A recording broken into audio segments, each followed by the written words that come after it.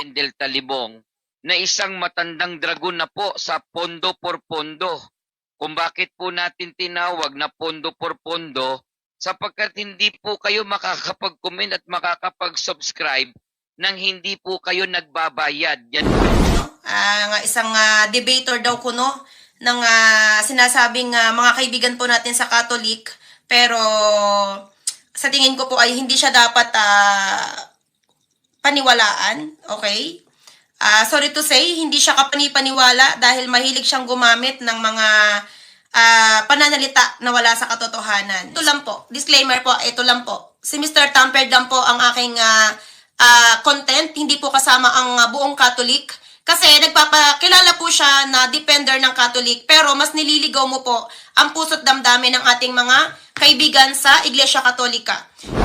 So, dito mga kapatid, napansin ninyo, apektado na talaga ang mga vloggers sa grupo ng Iglesia ni Kristong Tatag ni Felix Manalo. Bakit?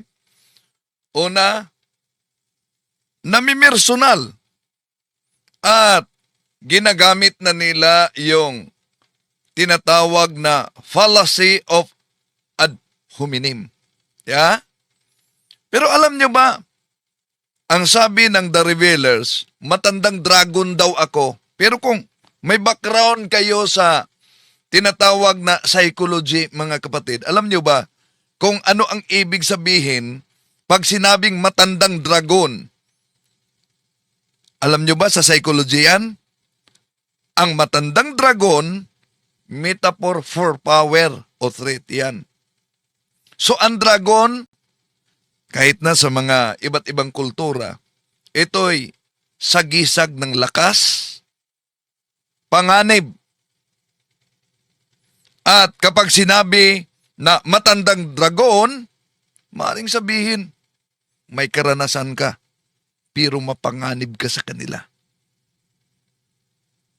At hindi lang yan, sa psychological projection, mga kapatid, alam nyo ba, na sa projection, inililipat ng taong nagsalita ang sarili niyang takot o insecurities sa ibang tao sa pamamagitan ng pagsabing matandang dragon.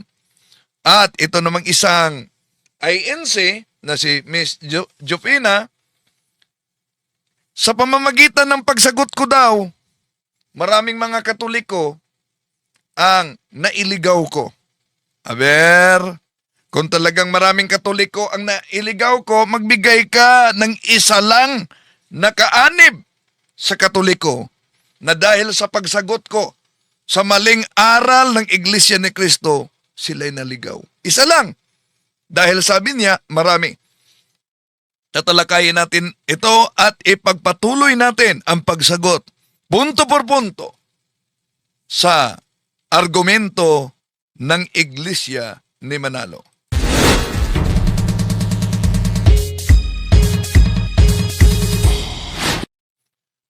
Kumusta? Welcome. Itong inyong lingkod, Brad Wendell Talibong, muling makasama ninyo sa pagkakataong ito at inaniyahan natin ang mga suking taga-subaybay sa di pa nakasubscribe sa Factbusters PH, nandyan ang link, mga kapatid, sa baba. At sa pangalawa natin na channel, Pananampalataya at Katwiran, nasa description title ang link. At inaniyahan din natin ang mga suking taga-subaybay, huwag kalimutang pindutin ang like sa ating live at huwag ding kalimutang mag-subscribe at pindutin ang bell button para updated kayo, mag-comment at i-share ninyo, mga kapatid. Di man kayo CFD, pero alam nyo, makatulong pa rin kayo sa pagpalaganap sa pananampalataya batay sa ating pagsagot nitong mga argumento nila para kontrahin at para tutulan ang katotohanan na ang ating Panginoon Jesucristo ay tunay na Diyos at tunay na tao sa pamamagitan sa pag-share nito share ninyo kahit sa mga kaanib sa Iglesia ni Cristo.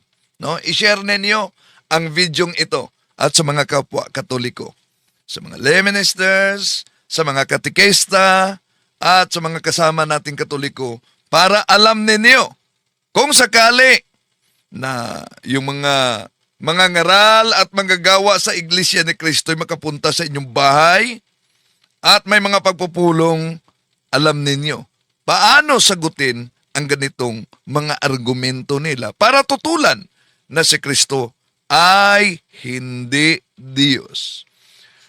Nagpapasalamat ako sa mga sumusuporta para sa mga iba't ibang aklat na kailangan natin. Yung mga aklat na ginagamit ng INC na mga lumang aklat na, yung mga aklat na ginagamit ng Seventh-day Adventist at sa mga Muslim na kinakailangan talagang magamit din natin at makuha natin.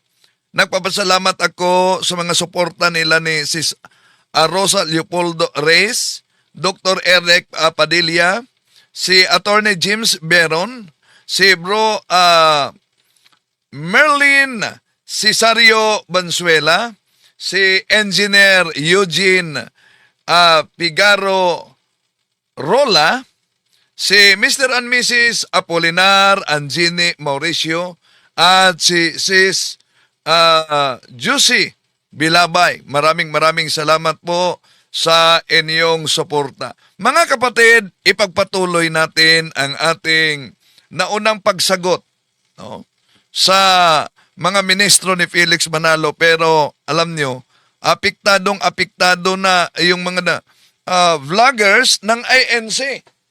At ikinakalat yung, imagine, kung kayo'y nasa katotohanan, ba't kailangan pa kayong magkalat ng kasinungalingan? Bakit? Balikan natin ang The Revealers sa kaanib ng Iglesia ni Cristo. Wendell Talibong, na isang matandang dragon na po sa pondo por pondo. Kung bakit po natin tinawag na yan mga kapatid. Ang tawag nila sa akin ay matandang dragon. Pero kung may background kayo, ulitin ko sa psychology, ang matandang dragon, mga kapatid, ay nangangahulugan na may karanasan ka pero itinuturing ka nilang peligro. Dahil sa ibang mga kultura, ang dragon ay sumisimbolo ng lakas. Sumisimbolo din ng panganib. Pero, ang tawag nila, eto'y tinatawag sa argumento mga kapatid na ad hominem. Bakit ad hominem? At bakit gumagamit sila ng ad hominem? Dahil mahirap sagutin ang argumento, kaya gusto nilang ilihis ang mga nakikinig sa pamamagitan ng personal attack. Ang punto por punto daw ay pundo por pundo. Bakit? pondo por pondo, sapagkat hindi po kayo makakapag-comment at makakapag-subscribe nang hindi po kayo nagbabayad. Yan. Yan mga kapatid ha. Pundo por bundo daw. Bakit pundo por bundo? Pundo por bundo dahil hindi ka pwedeng mag-comment at hindi ka pwedeng mag-subscribe kung hindi ka magbayad. Ito'y kumakatawan sa iglesia ni Felix Manalo. Napahayag.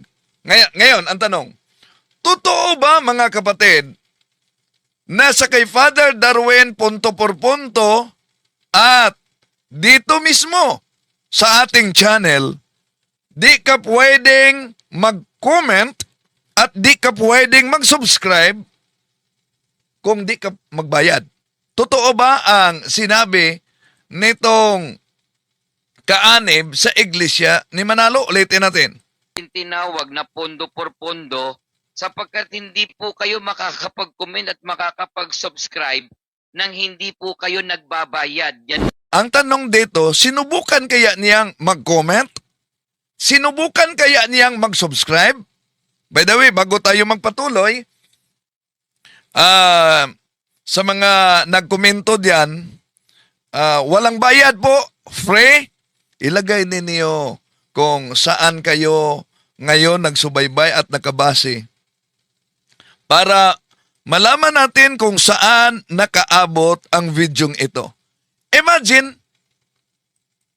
handa silang magpakalat ng kasinungalingan, mga mahal na kapatid, para ilihis ang mahirap sagutin na isyu. Ang punto por punto, ginawa nilang pundo for pundo. Dahil di ka raw makapag-comment at mag-subscribe pag walang bayad. Tama ba? Totoo ba? Comment kayo mga kapatid. At makakapag-subscribe nang hindi po kayo nagbabayad. Yan. Ang tanong dito, sinubukan mo ba na mag-comment? Sinubukan mo bang mag-subscribe?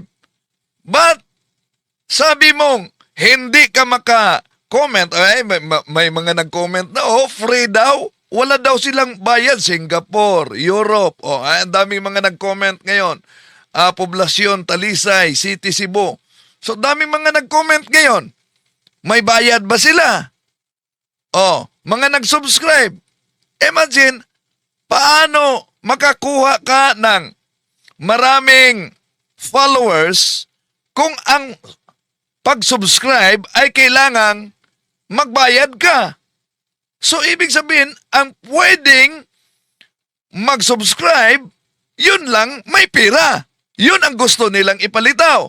Pero, di ba sila natakot na batay sa pahayag na yan, ikinakalat nila ang kasinungalingan.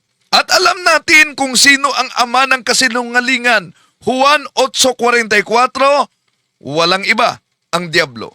Pakinggan natin muli si Miss Jafina ng ANC. Isang debater daw kuno ng sinasabing mga kaibigan po natin sa Catholic, pero sa tingin ko po ay hindi siya dapat paniwalaan. Okay? Sorry to So sabi ni Jafina, debater, ako ang tinutukoy niya, at dapat hindi daw umano paniwalaan. Sino ngayon ang paniwalaan? Yung mga nagsusuwaga na pahayag tulad ni Shubaldi at mismong si Miss Jafina na pawang mga iglesia ni Cristo. Bakit? Sandali muna. Pakinggan ninyo mamaya. hindi siya kapani-paniwala dahil mahilig siyang gumamit ng mga pananalita na wala sa katotohanan. So, hindi daw kapani-paniwala dahil mahilig akong gumagamit ng salita na wala sa katotohanan. Pero di naman niya sinabi anong salita na ginagamit ko na wala sa katotohanan. Ano? So yun ay presumption lamang, no? Dahil di nila masagot yung rebuttal natin, nagibang-giba talaga ang argumento nila para tutulan at para kontrahin ang likas na kalagayan ng ating Panginoon Jesucristo na siya ay tunay na Diyos at tunay na tao. Tuloy natin. Ito lang po. Disclaimer po. Ito lang po. Disclaimer lang po. Ito lang po. No, yon. Ako talaga yung pinapakita niya. Mr. Tampered lang po ang aking... Si Mr. Tampered ang tawag nila sa akin, mga kapatid. Pero, sa palagi nilang paggamit ng Mr. Tampered, di nila nakita na sila mismo ang natampered sa siktang tatag lamang ng tao. Di ba? Okay, tuloy natin. Content, hindi po kasama ang buong Catholic. Kasi nagpapakilala po siya na defender ng Catholic, pero mas nililigaw mo po ang puso't damdamin ng ating mga kaibigan sa Iglesia Katolika. Imagine mga kapatid, sa aking pagsagot daw umano, inililigaw ko lang ang mga Katoliko. Maraming nailigaw ko. O kaya nga, challenge natin, sige nga, magbigay kayo ng isa lang pangalan na sa pamamagitan ng pagsubaybay sa ating pagsagot, ay talagang naligaw ko sila. Sino ngayon ang naligaw? Ha? Oh. Nabasa ko si Aldrin, kaya tinawag kang Mr. Tampered kasi pati Biblia pinalitan mo. Yon ang pinakalat ng INC. Ikita na naman niyo sa debate, di ba? May desisyon. Paano ba palitan yung Biblia? Dahil may nakasulat, pinalitan? Di niyo nakita na mismong ang iglesyang tunay ang pinalitan mismo at niyakap ninyo ang tatag ni Felix Manalo. Yun ang tampered. Ngayon, balikan natin si Miss Japina. Kung sa aking pagsagot, iniligaw ko ang mga Katoliko, di kaya kabaliktaran? Di kaya sa kanyang pagsagot, mismong ang kaanib sa iglesia ni Manalo ang naliligaw? Bakit? Di po ba ang aral ng iglesia ni Kristong tatag ni Felix Manalo, si Kristo'y hindi anak ng Diyos? Pero paano pinatunayan ni Miss Japina? Ito po. Ala sa atin ng Diyos anak.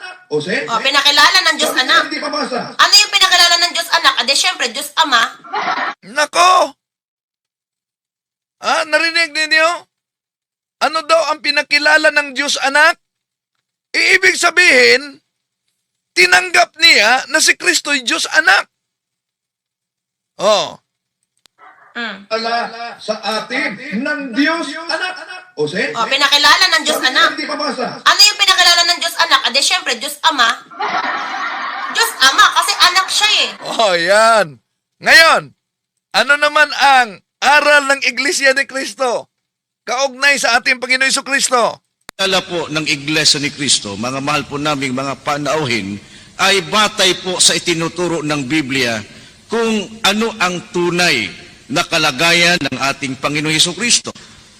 At ang ating Panginoon Jesucristo ayon po sa itinuturo ng Biblia, siya po ay anak ng Diyos. Mababasa po natin yan sa Mateo 3:17. Si Kristo po ay ginawang Panginoon. Ang gumawa sa Kanya, ang Diyos. Yan ang mga kapatid, siya ay anak ng Diyos. Hindi Diyos anak, mga kapatid. Yan. Si Shubalde naman. Sabi ni Shubalde, siya ay anak ng Diyos. Hindi siya Diyos anak. Naalala ko yung sabi ni Shubalde na kailangan pa daw akong mag-research. Wag ako, Mr. Talibong, iba na lang. Hindi mo ako maloloko sa mga ganyan. Mukhang kailangan pa ata ni Wendell talaga mag-research, no? Yan. Mukhang kailangan pa yata ni Wendell mag-research. Ngayon, balikan natin. Ano ang aral ng INC? At iyan din ang sinabi ni Shubalde na isang INC.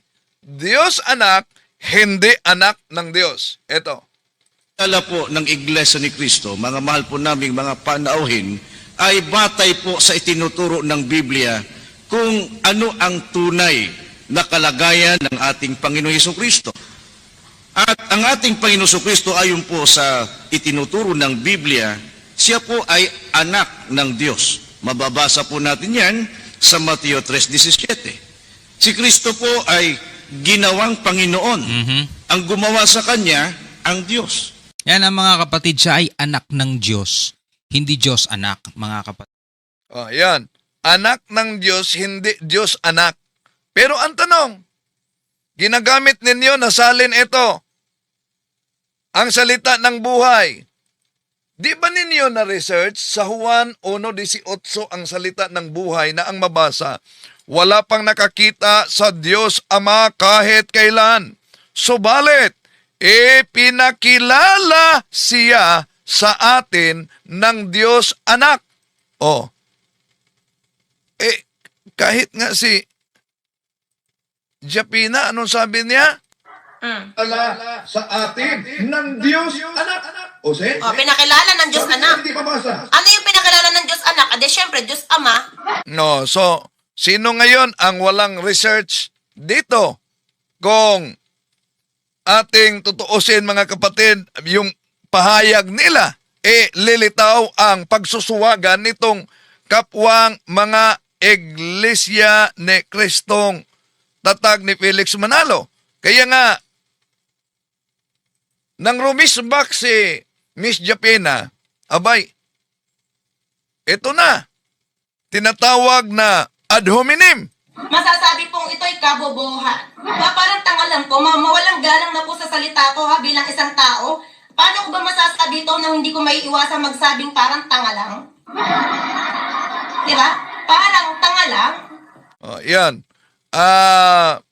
Kung mapansin ninyo, pag itong mga vloggers ng INC ay sasagot, maliban sa ad hominem mga kapatid, na ginagamit nila yung pagpakalat pa ng kasinungalingan. Imagine, lahat alam nila na pag mag-comment ka at mag-subscribe, walang bayad.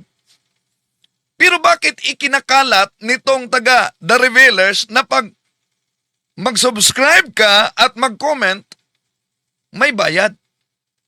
Balikan natin ang ad hominem nila. Yung ad hominem, bakit gumagamit sila ng ad hominem? Ang rason, mga kapatid, para ma-distract yung mga nakikinig sa kanila.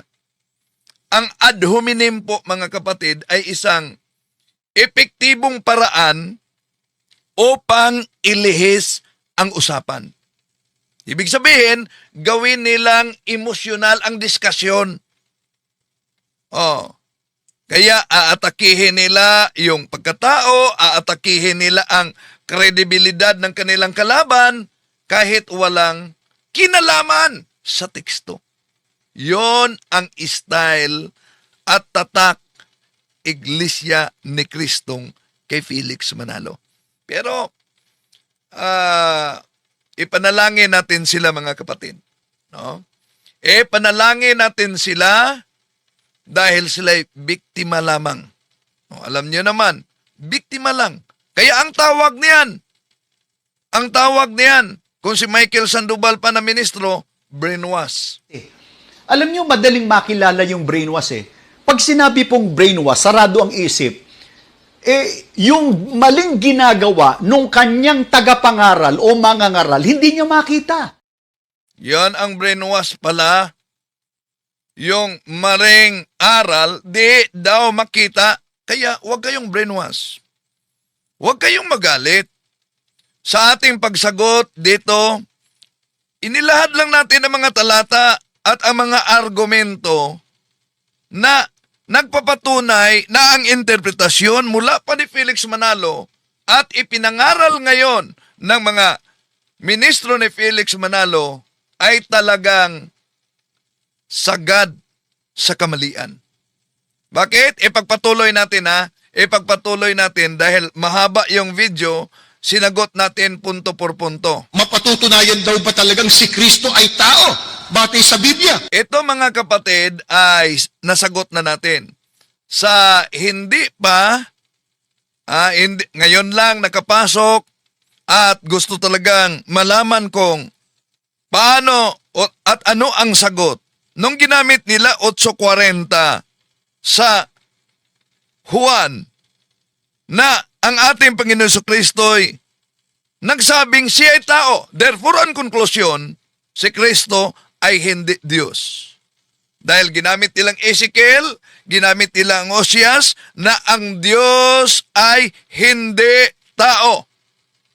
At dahil ang Diyos ay hindi tao, si Kristo'y umaamin na siya ay tao, therefore, yun daw ang batayan na si Kristo ay hindi Diyos. Mali!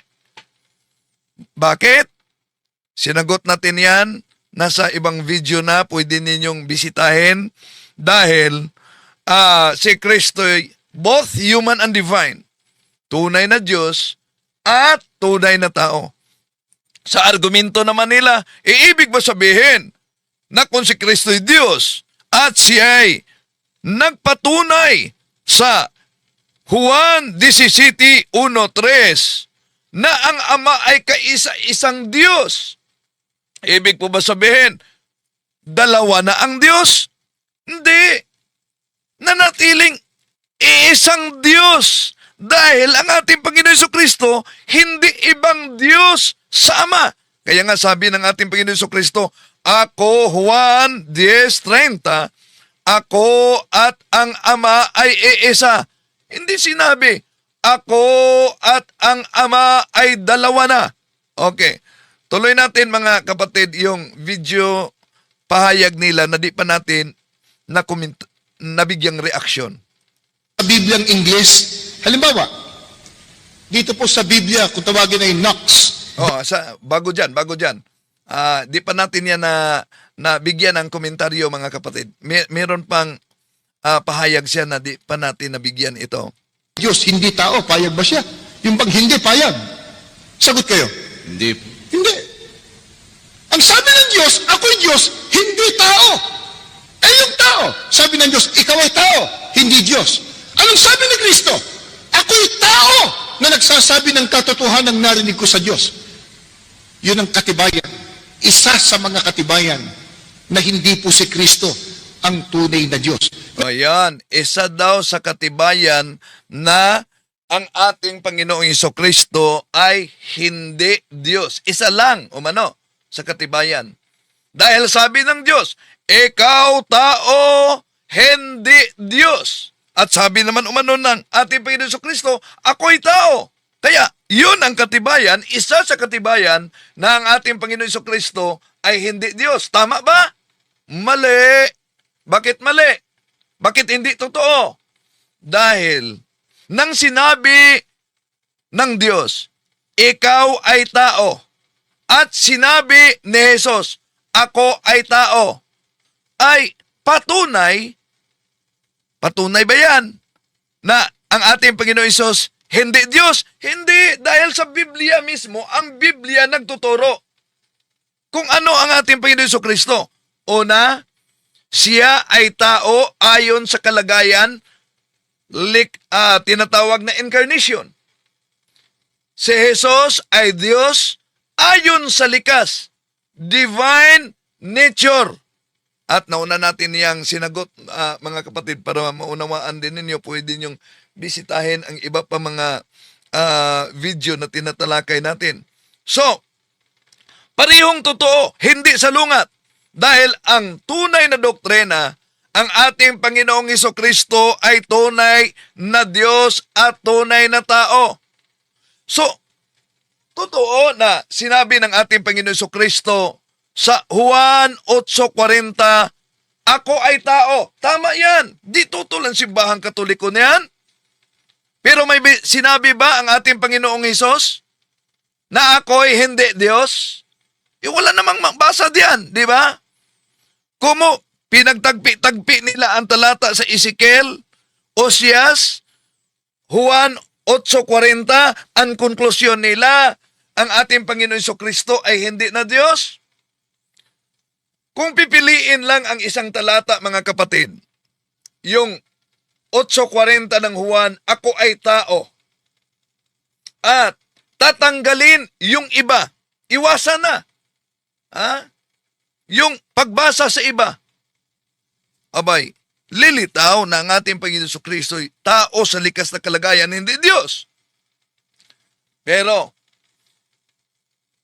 tingnan natin sa Biblia, maliban na sinabi ng ating Panginoon Jesucristo, ako'y tao, hindi niya sinabi, ako'y tao lang, di ba?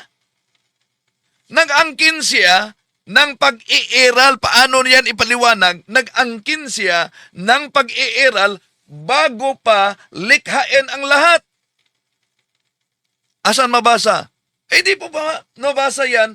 Ginamit nila Juan 8:40. Tingnan niyo ang Juan Kapitulo 8:58. Di ba sabi ng ating Panginoon Jesucristo? Bago pa si Abraham, ako'y ako. I am. Ego eimi in Greek. Ang tanong, yun po bang ako ay ako, ego eimi, I am, repirado lang ba yan sa tao lang? Ito ay insaktong pangalan ng Diyos sa Exodo Kapitulo 3, versikulo 14, sa Tetragrammaton, Yod, He, Waw, He, I am who am. So, mga kapatid, huwag nating kalimutan na ang tunay na aral ng Kristyanismo, tunay na Iglesia ni Cristo, ang Simbahang Katoliko, nagkatawang tao ang anak ng Diyos. Inilihis nila. So, na nagkatawang tao ang anak ng Diyos, of course, dual nature siya, both human and divine. Kaya sinabi ng ating Panginoong Hesus, San Juan 10:30, Ako at ang Ama ay iisa. Hindi yan kontrahan, mga kapatid. Hindi kontrahan. Ako at ang Ama ay iisa. Sa Grego, iisang esensya, iisang kalikasan. Kaya nga ginamit ang hin at gamitin natin ang iba't ibang salin din na ginamit ng mga ministro. At dahil sinabi ng ating Panginoon Jesucristo, ako at ang Ama ay iisa. Alam, sa Biblia, alam nila sa mga hindi tumatanggap na ang ating Panginoon Jesucristo ay tunay na Diyos at tunay na tao. Ang kanilang tinatanggap, tunay na tao, hindi Diyos. Di ba? Pero diyan sa Biblia, tandaan natin, mismo ang ating Panginoong Jesucristo, tinatanggap niya na sinasamba siya. Sinasamba siya. Ang tandaan natin sa Biblia, ha? Tingnan niyo ang Gawa Kapitulo 10, 25-26, Apokalipsis Kapitulo 19, versikulo 10. Makita natin, kahit ang mga propeta, kahit ang mga anghel, tumatanggi sila na sambahin. Si San Pedro, tumatanggi siya na sambahin. Ang anghel sa Apokalipsis 19:10, tumatanggi siya na sambahin. Si Jesus, tinatanggap niya ang pagsamba. Halimbawa, yung mga matalino sa sinaguga. Mateo Kapitulo 14, versikulo 33. Si Maria Magdalena. Sa San Mateo Kapitulo 20-28. Mga alagad niya, sumamba niya. San Mateo Kapitulo 28, versikulo 19. So, siya ay may kapangyarihang eksklusibo sa Diyos mismo, ang ating Panginoon Jesucristo. Bakit? Tingnan niyo ang Marcos Kapitulo 2:5-7. Nagpatawad siya ng kasalanan. Tingnan niyo ang San Juan 5:21. Nagbigay ng buhay ang ating Panginoong Hesus. Tingnan niyo ang San Mateo Kapitulo 5:22. Hahatol sa lahat ng tao sa huling araw. Walang tao o anghel ang may ganyan na kapangyarihan, mga kapatid, kapangyarihan ng Diyos. Yun. Sa Iglesia ni Cristo, para sa kanila, hindi tama na ang ating Panginoon Jesucristo ay Diyos. Para sa kanila, si Kristo ay hindi Diyos. Siya ay taong itinatalaga ng Diyos. Gamit nila yung Gawa Kapitulo 2:22. May sagot na tayo dyan. Pwede niyong bisitahin sa isang video natin na uploaded na. Mga mahal na kapatid. Okay. So, hindi nila matanggap, iniwasan talaga at pinilit nilang pinipilipit na sa Biblia, kung ano ba talaga ang mabasa sa Biblia kaugnay sa ating Panginoon Jesucristo. Kapag binasa natin ang Biblia at di lang pinipili natin ang mga nabasa sa kasulatan, may mga talata talaga sa Biblia na nagsasabing ang ating Panginoon Jesucristo ay Diyos. Malinaw naman yan sa Juan 1:1. Ang verbo ay Diyos, ang verbo ay kasama ng Diyos. Juan 1:14, at ang verbo ay nagkatawang tao. Juan Kapitulo 20:28, malinaw yan, deklarasyon ng pananampalataya, Panginoon ko at Diyos ko. Tito Kapitulo 2, versikulo 13, dakilang Diyos at tagapagligtas na si Heso Kristo. At di lang yan, ang Ama mismo nagpakilala, Hebreo 1:8. Ang trono, ang sabi ng Diyos Ama sa kanyang anak, ang trono mo, O Diyos. Oh, napakalinaw yan. So kaya, may mga talata, mga kapatid, na mabasa natin na ang ating Panginoon Jesucristo ay Diyos. May mga talata naman nagsasabi na ang ating Panginoon Jesucristo ay tao, tulad sa ginamit nila Juan Kapitulo 8:40, Unang Timoteo Kapitulo 2, versikulo 5, Gawa Kapitulo 2, versikulo 22. Ibig sabihin, ipinapakita sa banal na kasulatan, mga kapatid, ang dalawang katangian ng ating Panginoon Jesucristo. Na ang ating Panginoon Jesucristo, siya ay tunay na Diyos, divine nature. Siya ay tunay na tao, human nature. Ito ang dahilan kung bakit nabuo ang doktrina ng simbahang Katoliko na tinatawag na pagkakatawang tao o incarnation, mga kapatid. Okay. Ayaw naman ni Arnel Tumanan. Payag ba daw umano na ang Diyos, maliban na siya ay Diyos, tao pa? Hindi siya payag ah. Ang tanong, yung bang sabi niyang ako'y Diyos, hindi tao, payag ba siya? Yung bang hindi payag? Sagot kayo. Hindi. Hindi. Ang sabi ng Diyos, ako'y Diyos, hindi tao. Yung tao, sabi ng Diyos, ikaw ay tao, hindi Diyos. Anong sabi ni Kristo? Ako'y tao na nagsasabi ng katotohanan narinig ko sa Diyos. Yun ang katibayan. Isa sa mga katibayan. Yan. So, hindi payag daw ang Diyos na siya ay Diyos, pero tao pa. Pero alam nyo, sa pananaw ng mga tunay na Kristiyano, naniniwala talaga na si Kristo ay Diyos na nagkatawang tao. Bakit? Walang limitasyon ang pagka-Diyos kung basahin natin ang Lucas Kapitulo 1, versikulo 37, mga kapatid. Ang Diyos ay walang limitasyon. At tandaan natin, may hula kahit sa lumang tipan na ang Mesiyas ay Diyos at tatawaging, itong Mesiyas na Diyos, magiging tao. Di ba nila na yan nabasa sa Isaias? Tingnan niyo, mga kapatid. Isaias 9:6. Oh. Siya ay tinatawag na Diyos.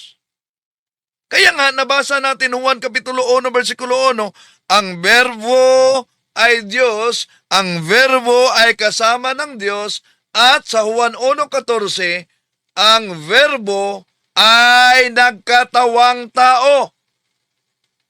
Kaya, tingnan niyo ang Unang Timoteo Kapitulo 3, versikulo 16. Ang Diyos ay nahayag sa laman. Sino ba yung Diyos na nahayag sa laman? Malinaw naman yan. Unang Timoteo Kapitulo 3, 16. Ang Diyos ay nahayag sa laman. Hindi dalawang Diyos ang paniniwala na ito, mga kapatid. Kung ang Diyos ay nahayag sa laman, hindi ito dalawang Diyos. Isa pa rin ang Diyos. Pero ang anak ay nagkatawang tao. Hindi ito Diyos plus tao, kundi Diyos na nagpakumbaba at nagkaroon ng katawang tao. Yon ang mabasa natin sa Filipos Kapitulo 2, versikulo 6 hanggang 7. Para sa kanila, hindi ito Diyos at tao, mga kapatid. Para sa kanila, hindi pwede ang Diyos magkatawang tao. Wala daw mabasa sa Biblia. Wala ba? Merong mabasa sa Biblia. Iniwasan lang ninyo. Pinipili lang ninyo. Bakit? Kontra kasi sa doktrina at aral ninyo. O, wag niyong pipiliin lang. Mga kapatid, di ba? Okay. Tuloy natin, mga kapatid. ang pagsagot nitong kanilang argumento. Na hindi po si Kristo ang tunay na Diyos. Ngayon, doon sa tanong na yun, meron pang nais na liwanagin si Leonardo Rocco. Ang sabi niya kasi, kapatid na Joel, sa tanong, paano yung patutunayan na si Kristo ay tao at hindi kapantay ng Diyos? Doon pa lang sa kalagayan, pag binasa mo sa Juan 4.24, ang Diyos Espiritu. Kanina, binasa natin, 8.40, si Kristo ay tao. Pero, bukod doon, babasahin ko po sa inyo itong talata. Katunayang hindi magkapantay. 14.28 po ng Juan. Isulat po ninyo, baka may... Bago yang 14:28 ng Juan, puntahan muna natin yung unang binanggit niya. Ano na talata? Juan 4:24, ang Diyos Espiritu. Joel, sa tanong, paano yung patutunayan na si Kristo ay tao at hindi kapantay ng Diyos? Doon pa lang sa kalagayan, pag binasa mo sa Juan 4.24, ang Diyos Espiritu. Kanina, binasa natin, 8.40. So, bago ituloy mga kapatid, dito muna tayo sa argumento nila na hindi maari na ang ating Panginoon Jesucristo ay Diyos dahil sa Juan 4.24, ang Diyos ay Espiritu. Ang tanong dito, sapat na bang batayan ang Juan Kapitulo 4.24 para patunayan na ang ating Panginoon Jesucristo ay hindi Diyos? Hindi ito sapat na batayan at hindi ito sapat na katibayan. Juan 4.24 na binanggit ni Mr. Arnel Tumanan para patunayan na ang ating Panginoon Jesucristo ay hindi Diyos. Kahit mabasa sa Juan 4.24 na ang Diyos ay Espiritu. Bakit mga kapatid? Dahil ba mabasa ng ating Panginoon Jesucristo umaamin na siya ay tao at Juan 4.24 mabasa na ang Diyos Espiritu, therefore, ang ating Panginoon Jesucristo, konklusyon na hindi siya Diyos? Ano ba ang ibig sabihin ng ang Diyos ay Espiritu na binanggit ni Mr. Arnel Tumanan sa Juan 4.24? Mga kapatid, kung pag-aaralan nating mabuti, sa Juan 4.24, tinutukoy ni Jesus ang likas na kalikasan ng Ama, na ang Ama ay Espiritu at nais ang pagsamba sa Espiritu at sa katotohanan.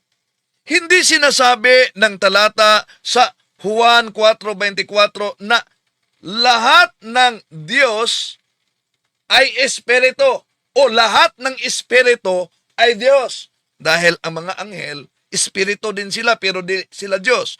Kahit nga ang Diablo, Espiritu pero hindi Diyos. Pero hindi binanggit na lahat na Espiritu ay Diyos. Bakit? Dahil ang Diyos, totoo, ang Diyos ay Espiritu. Ang tanong, sinabi ba diyan na dahil ang Diyos Espiritu, kaya bawal magkatawang tao? Dahil ang Diyos Espiritu, bawal maging tao? Ang Diyos Espiritu kaya hindi maaring magkatawang tao? Meron ba? Binanggit ba diyan? Hindi iyon ang argumento ng Biblia, mga kapatid. Ayon mismo sa banal na kasulatan, ang Diyos ay may kakayahang magpakita sa anyong tao. Di ba nila alam yan? Maraming busy sa lumang tipan na ang Diyos ay nagpakita sa anyong tao, sa pisikal na anyo. Asan yan mabasa? Kahit siya Espiritu, nagpakita siya sa pisikal na anyo. Tingnan niyo ang Genesis Kapitulo 18, versikulo 19. Di ba?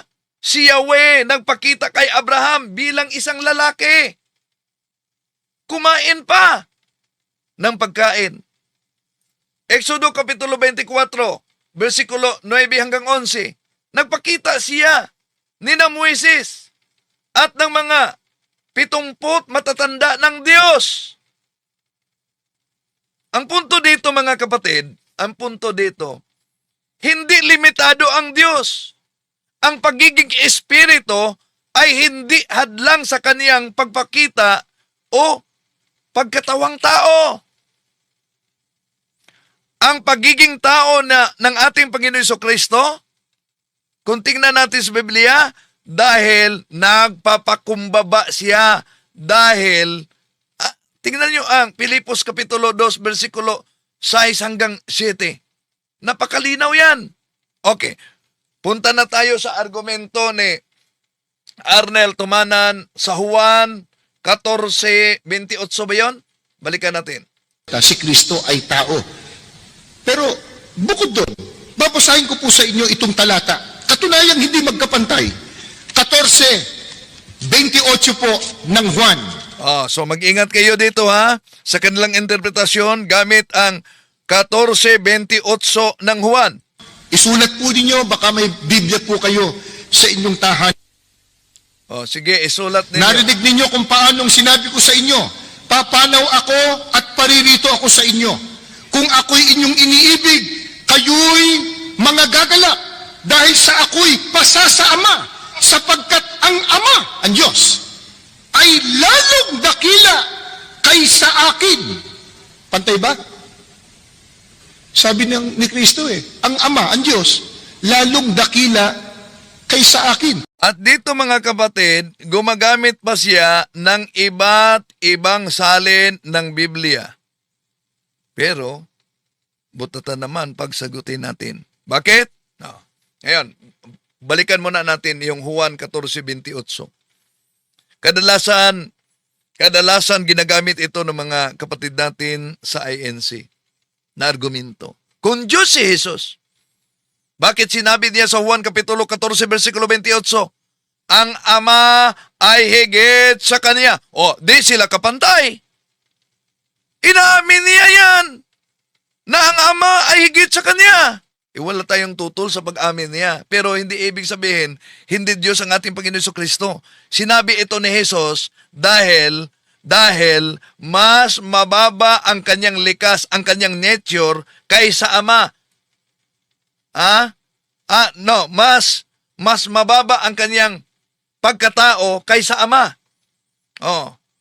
So, nang sinabi ng ating Panginoon Jesucristo na ang Ama ay higit sa akin, hindi dahil mas mababa ang kanyang likas, ang kanyang pagka-Diyos kaysa Ama, kundi dahil siya ay nasa kalagayan na pagiging taong nagpakababa.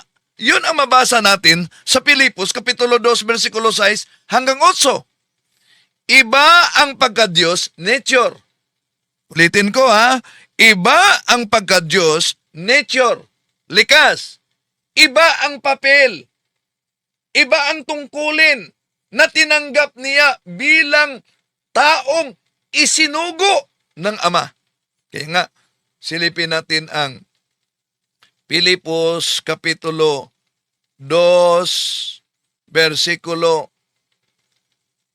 6 hanggang 8, ito mabasa.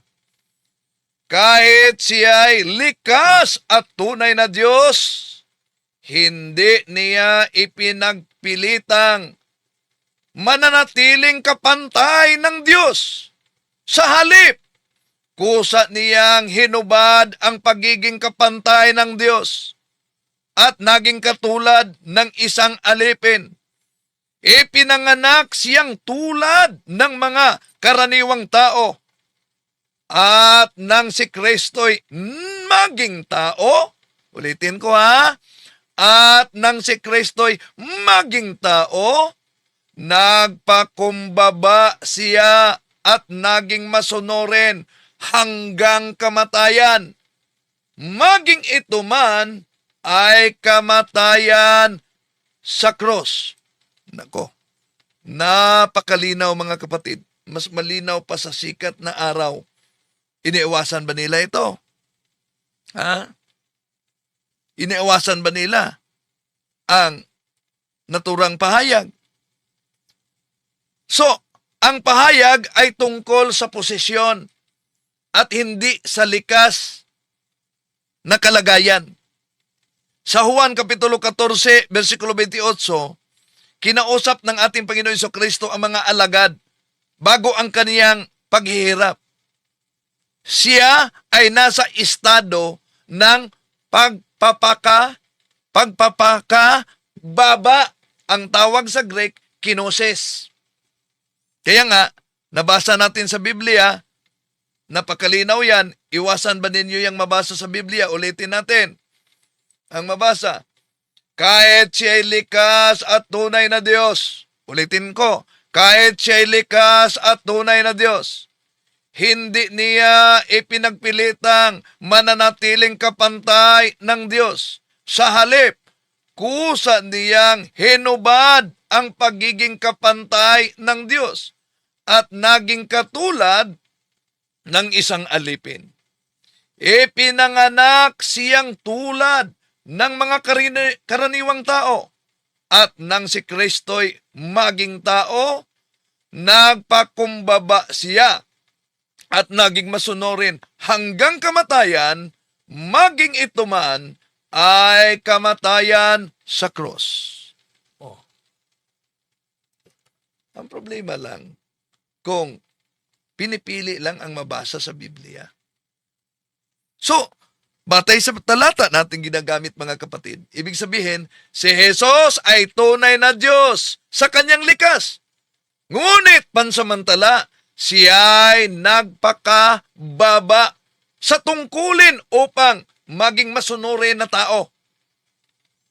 Kaya ang Ama ay higit sa kanya sa panahon ng kaniyang misyon bilang sugo at tagapagligtas. Si Jesus ay may dalawang katayuan kung pag-aralan natin sa Biblia. Kung ating babasahin at di lang pipiliin. Yung dalawang katayuan niya sa kanyang pagka-Diyos, kapantay siya sa Ama. Napakalinaw yan sa Juan 10:30. Ako at ang Ama'y iisa. At maraming talata sa Biblia nagsasabi na ang salita, isa lang yan, salita ay Diyos. Juan 1:1, Juan 1:14. Kaya, sinabi ng ating Panginoon Jesucristo kung siya ay tao lang, Juan 17:5, bago pa nagkaroon ng mundo, kasama na siya sa Ama. Juan Kapitulo 17:5. Kaya, malinaw, ang aral ng ating Panginoon Jesucristo 10:30 sa Juan, ako at ang Ama iisa, may deklarasyon ng pananampalataya. Si Santo Tomas, sa Juan Kapitulo 20:28, ako, sabi niya, Panginoon ko at Diyos ko. Ano daw? Panginoon ko at Diyos ko. Anong palusot sa ANC dyan? Nagulat lang si Tomas. So sa kaniyang pagkatao, mga kapatid, ang ating Panginoon Jesucristo sa kaniyang pagiging tao, dual nature siya, masunurin siya sa Ama. Bilang tao, sabi sa Biblia, Juan 5:30, sinugo siya ng Ama. Siya ay naging masunurin hanggang sa kamatayan, kahit pa sa cross. Filipos Kapitulo 2, versikulo 8. At sa Lucas Kapitulo 2, versikulo 52, siya ay lumago. Siya ay lumago. Saan? Sa karunungan. So bilang tao, natural na mas mataas ang Ama dahil siya ang pinagmulan. Siya ang nagsugo. Hindi sinasabi sa talata, mga kapatid, na hindi Diyos ang ating Panginoon Jesucristo. Kung ang Juan Kapitulo 14, versikulo 28, patunay na hindi Diyos ang ating Panginoon Jesucristo, kailangan nilang sagutin ito. At kailangan ninyong itanong sa kanila na hindi maniniwala na ang ating Panginoon Jesucristo may likas na kalagayan, na Diyos hindi ibang Diyos sa Ama, kundi Diyos kaisa sa pagiging tunay na Diyos sa Ama. Ano yung tanong? Una, kung di nila matanggap na ang ating Panginoon Jesucristo ay Diyos, bakit siya ay tinatawag na Diyos mismo sa mga alagad? Juan Kapitulo 20:28, Panginoon ko at Diyos ko. Pangalawa, bakit siya may kaluwalhatiang kasama ng Ama bago pa lalangin ang mundo? Juan Kapitulo 17, versikulo 5. Pangatlo, bakit siya may kapangyarihan na magpatawad ng mga makasalanan na Diyos lamang ang may kapangyarihan sa pagpatawad? Pangapat, bakit siya tinatawag na Panginoon ng Sabat? Yan ay titulo ng Diyos sa lumang tipan. Kaya mga mahal na kapatid, ang ating Panginoon Jesucristo bilang tao ay mas mababa sa Ama. Pero ang ating Panginoon Jesucristo bilang Diyos ay kapantay sa Ama. Juan 5:18, Juan 10:30, anong sabi? I and the Father are one. Bakit ginamit natin to? Dahil may ginamit silang iba't ibang salin. Ito. Alam po nyo, pag binasa po natin yan sa Bibliang English, halimbawa, dito po sa Biblia, kung tawagin ay Knox version, babasahin ko po yung Juan 14:28, John 14:28. You have heard me say that I am going away and coming back to you. If you really love me, you would be glad to hear that I am on my way to my Father. My Father has greater power than I. Ang Ama, may higit, mas makapangyarihan kaysa sa akin. Pantay ba yun? Yan. Ang ginamit niya, New American Bible. Pero, sa New American Bible, sabi niya, kapantay ba yan? Ano itong New American Bible? John 10:30. The Father and I are one. Ano yon? Hindi lang yan. May amplified version pa silang ginamit. O isipin po ninyo, puntahan pa po natin ang ibang salin ng Biblia. Dito po sa The Amplified Bible. English din po, babasahin ko sa inyo. Ito po ang sabi. You heard me tell you, I am going away and I'm coming back to you. If you really love me, you would have been glad. Because I am going to the Father, for the Father is greater and mightier than I am. Yan, ang ginamit nila, amplified, para patunayang hindi Diyos ang ating Panginoong Hesukristo, hindi kapantay ng Ama. Pero, kung tingnan natin ang Amplified Bible na ginagamit nila, Juan 10:30, I and the Father are one in essence and nature. So, kaya dito mga kapatid, makita natin na kahit pa ginagamit nila ang iba't ibang salin, pinipili lang nila. Pinipili lang nila. Kaya, yung Juan 14:28, hindi ginagamit ni Jesus ang Juan 14:28 upang ituro na siya ay hindi Diyos. Bagkus, ipinakilala niya sa mga apostol na siya ay nasa misyon sa lupa bilang tao. Siya ay nasa posisyong mas mababa kaysa Ama, pero hindi mas mababa sa kalikasan bilang Diyos. Nature, likas kalikasan, siya ay Diyos. Posisyon sa lupa, nagpakababa at masunurin sa Ama. Maraming salamat sa inyong pagsubaybay. Kaya para sa mga meron pang nanatiling di pa natin nasagot, pero sasagutin natin ito punto por punto.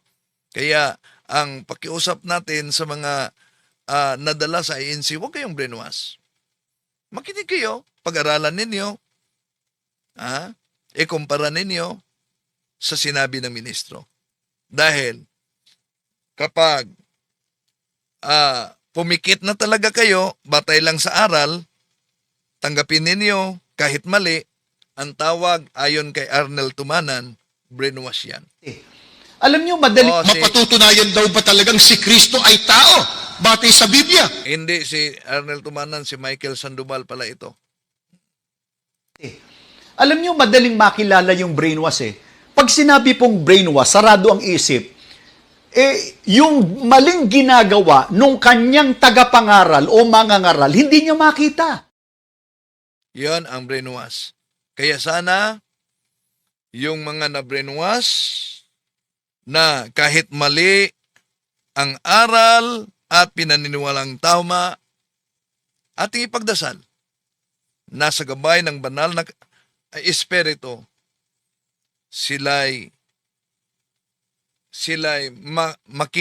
makita at mayakap nila ang katotohanan.